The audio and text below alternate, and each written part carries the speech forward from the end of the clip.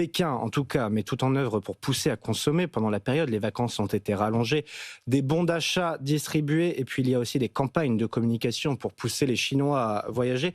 Stratégie qui semble payer, mais qui paraît aussi un peu court-termiste, Erwan Maurice.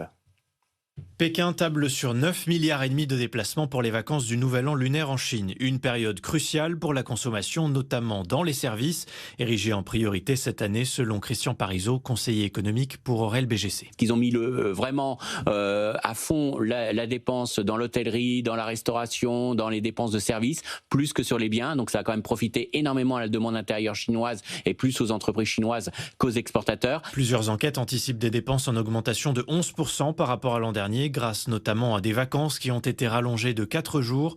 Le luxe, avec des fréquentations records de duty-free, pourrait particulièrement bien s'en sortir.